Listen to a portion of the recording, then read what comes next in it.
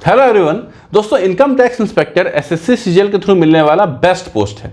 इस बात का सबूत है पिछले कुछ सालों का एसएससी सीजीएल का कट ऑफ जो कि इनकम टैक्स इंस्पेक्टर पोस्ट के लिए निकला है। ठीक है, अच्छी खासी वैकेंसीज थी इनकम टैक्स इंस्पेक्टर की और उन वैकेंसीज का भी बहुत बड़ा हिस्सा साउथ में था। ठीक है, स्टिल जो कट ऑफ गई है इनकम टैक्स इंस्पेक्टर की वो बहुत हाई गई है। तो वैसे तो आपको यूट्यूब पे बहुत सारे ऐसे वीडियोस मिलेंगे जिसमें लोग आपको इनकम टैक्स इंस्पेक्टर के जॉब प्रोफाइल और कई सारी चीजों के बारे में बताते रहते हैं, लेकिन वो सारे वीडियोस अधूरे हैं, सारी जानकारियां उन वीडियोस में नहीं दी जाती हैं।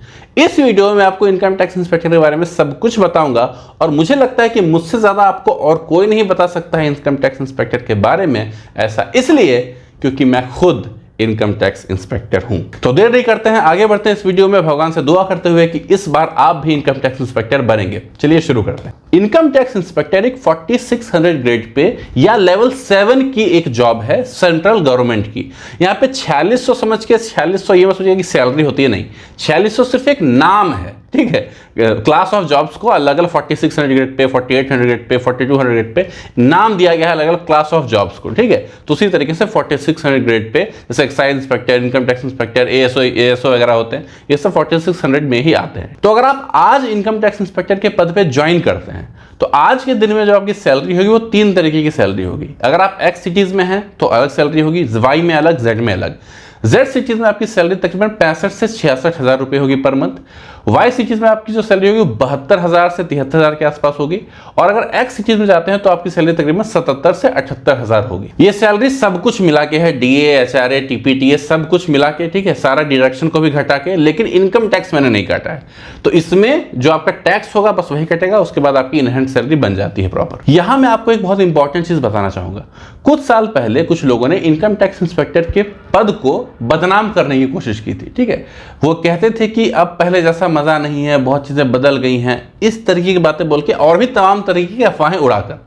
ऐसी कोई भी बात नहीं है। इन सब अफवाहों की वजह से इनकम टैक्स इंस्पेक्टर पोस्ट का जो कट ऑफ है वो बीच में थोड़ा सा नीचे गया था 1-2 साल के लिए, लेकिन सच्चाई को आप कितना छुपाइएगा वो छुप नहीं सकता है। अल्टीमेटली कट ऑफ वापस ऊपर आ ही गया। अब बात करते हैं इनकम टैक्स इंस्पेक्टर के प्रॉपर जॉब प्रोफाइल के बारे में। तो अगर आप एक इंस्पेक्टर बन के डिपार्टमेंट में आते हैं तो यहां पे इतना वैरायटी ऑफ वर्क है ना कि आप यहां पे बोर कभी नहीं हो सकते हैं। आप किसी भी स्ट्रीम से आ रहे हो, आपको अपने इंटरेस्ट का सेक्शन मिल जाएगा और आप वहां पे काम कर सकते हैं। ठीक है, और अपने पसंद से आप सेक्शन चूज भी कर सकते हैं, ये भी फैसिलिटी यहां पर अवेलेबल है। तो ये बात बिल्कुल तय है कि ऑफिस अगर एक बार आप आ गए तो ऑफिस आने के बाद आप बोर नहीं होंगे। और ये बात भी सही है, कुछ सेक्शन ऐसे हैं जहां पे काफी काम होता है, कुछ सेक्शन ऐसे हैं जहां बिल्कुल काम नहीं होता है, बहुत कम काम होता है। ठीक है, कुछ सेक्शन ऐसे हैं जहां मीडियोकर काम है। हर 2 साल में आप अपना सेक्शन बदल सकते हैं, लेकिन बाय चांस आपको उसी सेक्शन में रहने का मन है तो आप रिक्वेस्ट डालिए, वो कंसिडर होती है और आपको उसी सेक्शन में रखा जाता है। ठीक है, अब मान लीजिए एक स्टेशन है, वहां पे मान लीजिए 10 सेक्शन है, तो आप अलग अलग सेक्शन में आप जाते रहेंगे हर 2-2 साल में। कोई ऐसा स्टेशन है जहां 2 ही सेक्शन हो सकते हैं, तो आप 2 साल इस सेक्शन में काम किया, फिर अगले 2 साल उस सेक्शन में, फिर वापस इसी में आ गए, फिर वापस, तो वहां ऐसे खेलते रहिएगा।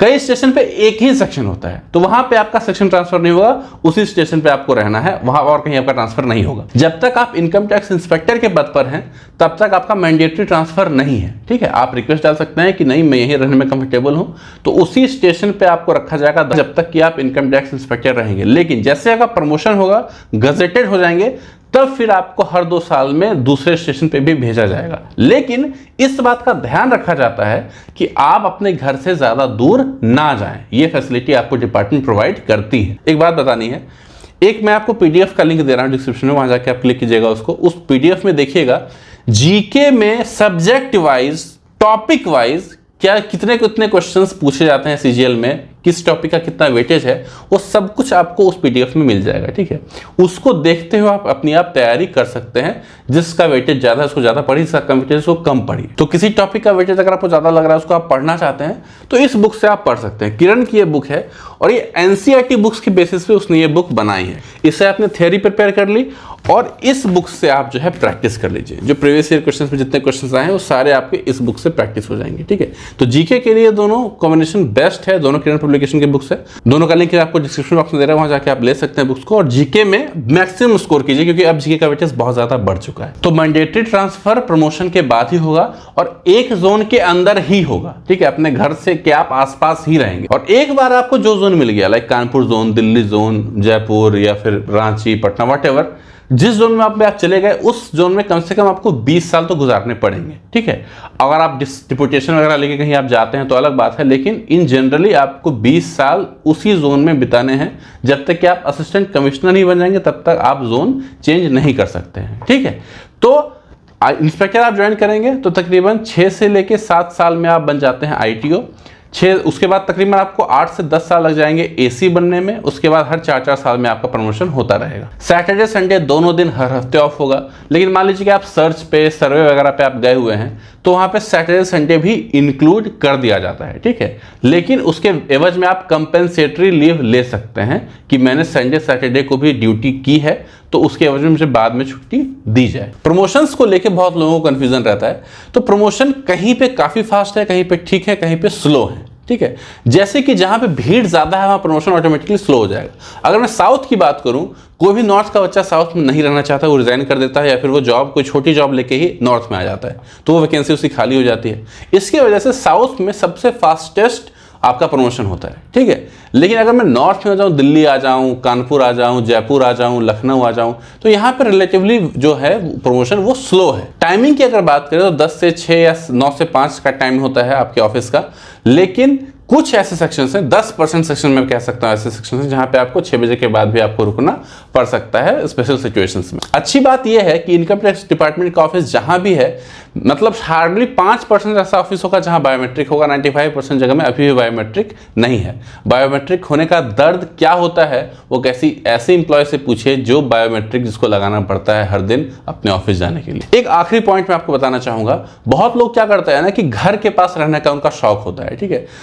जितने लोग जनरल कॉम्पिटिशन की तैयारी करते हैं उसमें से तकरीबन 70 से 80% लोग गांव के होते हैं। गांव का मतलब गांव ऐसी जगह होती है जहां आसपास कुछ भी नहीं होता, ना वहां स्कूल है, ना हॉस्पिटल है, ना खेलने की अच्छी व्यवस्था है, ना डेवलपमेंट का कोई स्कोप है, ठीक है। तो वैसे सिनेरियो में दोस्तों अगर आप घर के पास रहेंगे तो आप भले ही आपको एक मानसिक संतुष्टि रहेगी, लेकिन कभी भी आप और आपकी फैमिली ग्रो नहीं कर पाएंगे। तो इसीलिए बेहतर यह है कि आपके जो डिपेंडेंट्स हैं उसको अपने साथ रखिए और किसी अच्छे और बड़े शहर में रहिए। छोटे शहर या गांव या छोटे से डिस्ट्रिक्ट में अगर आपका ऑफिस है वहाँ हार्डली 1 या 2 सेक्शन होंगे। अगर बड़े शहर में आपका ऑफिस है वहाँ कम 10 से 15 सेक्शन होंगे। उन हर सेक्शन में आप काम करोगे, बहुत ज़्यादा एक्सपोजर आपको मिलेगा, बहुत सारे लोगों से आप मिलोगे, आपका डेवलपमेंट ज़्यादा होगा, आपके बच्चों के लिए अच्छा स्कूल होगा पढ़ने के लिए, आपके माता पिता के लिए अच्छा हॉस्पिटल होगा उनके ट्रीटमेंट के लिए, आप अच्छे जगह पर रहोगे, ज़्यादा सिक्योरिटी के साथ रहोगे, तो बहुत सारे फैसिलिटीज़ आपको मिलते हैं जो कि आप शहर में आके ही फेस कर सकते हो। तो इसलिए हमेशा घर घर घर घर घर घर घर मत कीजिए, ठीक है। आप दूर का सोचिए कि आपको आगे क्या करना है। क्या आपको बस शांति से नौकरी करके काट लेना है तो कोई दिक्कत नहीं, घर के पास जॉब लीजिए। लेकिन अगर आप कुछ अच्छा करना चाहते हैं, बेहतर बनना चाहते हैं, अपने बच्चों के लिए, अपने परिवार के लिए कुछ अच्छा करना चाहते हैं, तो घर से दूर जाना ही सेंसिबिलिटी है, स्पेशली अगर आप गांव से बिलोंग करते हो तो। और जो 30-35 साल की जो आपकी सर्विस होगी ना वो इतना फास्ट बीतेगा, यू कांट इमेजिन। मुझे तकरीबन 2 साल होने वाले हैं और मैं बता नहीं सकता कि ये टाइम कितना तेज बीता है। मतलब कि आपको at any point of time कभी आपको बोर फील नहीं होगा इस डिपार्टमेंट में। कभी आपको ऐसा नहीं लगेगा यार दिन काट रहे हैं, बड़ा मुश्किल से वक्त कट रहा है, नहीं, ठीक है। हमेशा कुछ ना कुछ आपको नया, इंटरेस्टिंग, एक्साइटिंग, इनोवेटिव चीज सीखने को मिलेगा। बाकी डिपार्टमेंट्स में बोरिंग फाइल वर्क नहीं, यहाँ ये डिपार्टमेंट बिल्कुल अलग है। यहाँ सब कुछ है, जो कुछ भी आप सोच सकते हैं ना। ईडी, जो लोग ईडी में जाते हैं जिस चीज़ की वजह से वो भी यहाँ है, जो लोग एक्साइज में जाते हैं जिस वजह से वो भी यहाँ है, जो लोग एएसओ ज्वाइन करते हैं वो भी यहाँ है। जो हर पोस्ट का जो बेस्ट चीज़ है वो हर सब कुछ आपको यहाँ मिलता है। इसीलिए income tax inspector best post है जो एसएससी सीजीएल के थ्रू मिलती है। तो फिलहाल इस वीडियो में इतना ही। मैंने आपको काफ़ी कुछ बताया है, लेकिन हाँ काफ़ी कुछ बताना रह भी गया है, वो मैं आपको तब बताऊंगा जब मैं आपसे पर्सनली मिलूंगा या पर्सनली इंटरेक्ट करूंगा। फिलहाल इस वीडियो में इतना ही, बहुत जल्दी मिलते हैं अगले वीडियो में, तब तक के लिए बाय बाय।